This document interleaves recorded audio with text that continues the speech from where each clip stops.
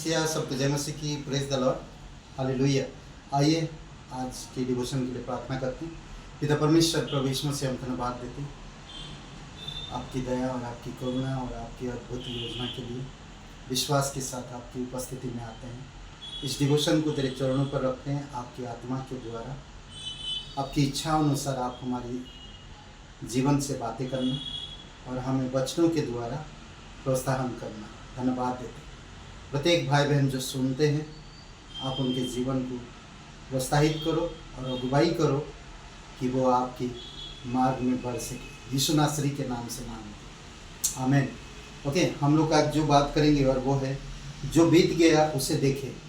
जो बीत गया उसे देखना। कुछ चीज़ें बीत जाता है, हमें उसको देखना चाहिए। अगर आप एक विश्वासी हो और विश्वास करते हो तो आपका बीते हुए जीवन को ध्यान दो। ओके, सबसे एक विश्वासी के लिए अच्छा है कि वह देखे वह गड्ढा जिसमें से वह निकाला गया।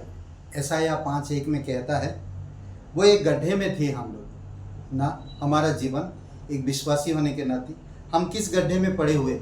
देखिए परमेश्वर कैसे आपको वहाँ से उठाया और आपको अपने स्वर्गीय स्थानों पे बैठाया। हमें वो ध्यान देने की ज़रूरत है। यशायाह 51:51 में, हे धर्म पर चलने वालों, हे यहोवा को ढूंढने वालों, कान लगाकर मेरी सुनो। जिस चट्टान में से तुम खोदे गए और जिस खदान में से तुम निकाले गए उस पर ध्यान करो।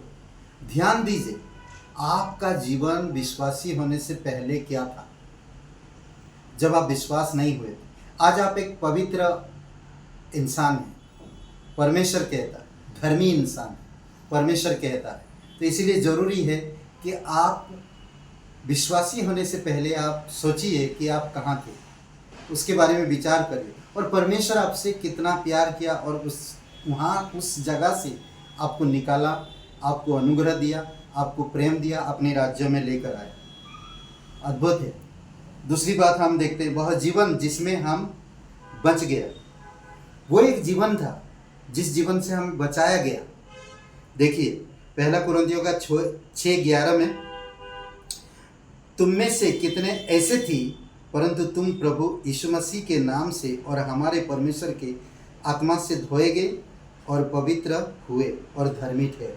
हम पापी थे, हमारा जीवन मृत्यु में था, हम अंधकार में थे।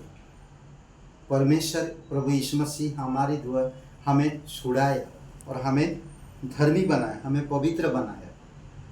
हमें सोचना चाहिए वह जीवन से हमें बचाया जो जीवन इस संसार का था, उसमें कुछ लाभ नहीं था। वो पापी जीवन था, अंधकार में थे, मृत्यु की ओर बढ़ रहे थे। परमेश्वर हमें छुड़ाया, बचाया। इफिसियों का 2 अध्याय 1-3 में कहता है, वे पापी जिसने बहुत छुड़ाया। हम पापी थी, क्या थे? देखिए हमारा हालत क्या था।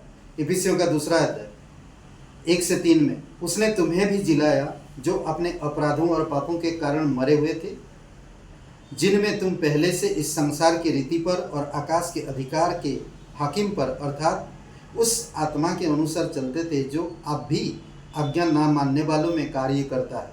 वचन 3, इनमें हम भी सब के सब पहले अपने शरीर की लालसा में दिन बिताते थे और शरीर और मन की इच्छा पूरी करते थे और अन्य लोगों के समान स्वभाव ही से क्रोध की संतान थे।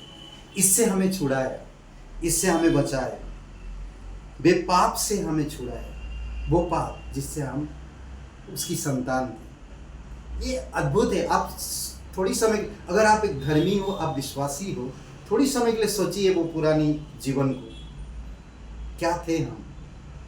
परमेश्वर कितना प्रेम किया हमें, कितना हमारे लिए कार्य किया, कितना अद्भुत कार्य, अपना प्राण देकर हमें छुड़ाया। चौथी बात हम देख सकते, वह गुरु जिससे वह बचाया गया। एक हमारे गुरु था, वो गुरु जो हमें मृत्यु की तरफ लेकर जा रहा था, वो गुरु जिससे हम नहीं जानते थे, वो कौन था? रोमियो का 6:17 में, परंतु परमेश्वर का धन्यवाद हो कि तुमको जो पाप के दास थे अब मन से उस उपदेश के मानने वाले हो गए जिसके सांचे में ढाले गए। पाप से छुड़ाए जाकर धर्म के दास हो गए। पाप के दास थे हम, संसार की व्यवस्था पर चल रहे थे। वो हमारा गुरु था, वो हमारी रास्ता दिखा रहा था। हमें नहीं मालूम था कि उसमें जीवन है, नहीं मालूम था कि वो धर्म है, पर परमेश्वर प्रभु यीशु मसीह हमें छुड़ाया, पाप से छुड़ाया, पाप की दास से छुड़ाया। और गलतियों का 5:1 में हम देखते हैं, वे बंधन जिससे बहुत छुड़ाया गया। वो एक बंधन में पड़े हुए थे हम, और वो बंधन से हमें छुड़ाया। मसीह ने स्वतंत्र के लिए हमें स्वतंत्र किया है, अतः उसमें स्थिर रहो और दासत्व की जुए में फिर से ना जुटो। सिंपल पुराने जीवन को हम देखेंगे तो हम कितने सारे बंधनों में पड़े हुए थे और हमारा जीवन बंधन भरा था। आज हम आज़ाद हैं परमेश्वर में, हमारा जीवन आज़ाद है। अद्भुत है।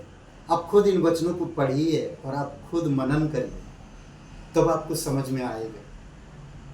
6, वह कड़वाहट जिससे वह बच निकला। आप जानते होंगे, उदाहरण के तौर पे मैं बताना चाहता कि इजराइल लोगों को कितना तकलीफ था मिस्र देश में, फिरौन की अधीनता में। दिन रात कड़ी मेहनत करने के बावजूद भी उनको मजदूरी नहीं मिलता था। आज भी बहुत से हम ऐसे लोग हैं जो हम लोग गालियाँ सुनते हैं, तकलीफ में रहते हैं, वो हमारी पैसा टाइम पे देते नहीं हैं, आपसे कड़ी मेहनत कराते हैं। पर चिंता मत करो, परमेश्वर आपके साथ है, आपको छुड़ाएगा, आपको बचाएगा। देखिए क्या कहता निर्गमन का 1:14 में, उनके जीवन को गारे, ईंट और खेती के भांति भांति के काम की कठिन सेवा से दुखी कर डाला। जिस किसी का काम में वे उनसे सेवा करवाते थे, उनमें वे कठोरता का व्यवहार करते थे। आज भी कई सारे विश्वासी भाई बहनों के जीवन में उनकी परिवार, उनके आसपास के लोग कठोरता व्यवहार करते हैं। पर चिंता मत करो, परमेश्वर आपके साथ है। वह आपको उस कड़वाहट से, उस दलदल से आपको छुड़ा। हमें पीछे देखना चाहिए कि परमेश्वर हमें कैसे हालात से उन्हें हमें छुड़ाया, उन्हें हमें बचाया। आखिरी में मैं कहता हूँ कि हम दूर देश में थे। देखिए, बहुत दूर देश जिसमें पहले रहते थे, उससे हमें छुड़ाया। अब पीछे मुड़कर देखो ना उड़ाऊ पुत्र के बारे में सोचिए। अगर वो पीछे मुड़ के देखे तो वो सुअर का भोजन कर रहा था। हमारे भी हालत वही था। पर जब हम पिता का सुसमाचार को ग्रहण किया तो पिता हमें गले लगाया, सीने से लगाया और हमें नया जीवन दिया। लूका का 15 और 24 वचन में कहता, क्योंकि मेरा यह पुत्र मर गया था, फिर जी गया, खो गया था, अब मिल गया, और वे आनंद करने लगे। आज जानते हैं हम परमेश्वर के साथ कितना आनंदमय है। आप जानते हैं कि हम परमेश्वर से छुड़ाए गए हैं। इसीलिए जो भी बीता है चीज़ें, उन चीज़ों को ध्यान से देखो कि आप कैसे थे, किस तकलीफ से गुजर रहे थे। उन चीज़ों को देखो। परमेश्वर आपको कितना अद्भुत जगह पे रखा है। आपको कलीसिया दिया, आपको पास्टर दिया, आपको वचन दिया, आपको अनुग्रह दिया, आपको प्रेम दिया, आपको यीशु मसीह, आपको पवित्र बाइबल दिया। इन सब चीज़ों में मनन करिए, सोचिए, परमेश्वर ब्लेसिंग करेगा। आमीन। आइए प्रार्थना करते। पिता परमेश्वर, हम धन्यवाद देते हैं, आपकी स्तुति महिमा करते।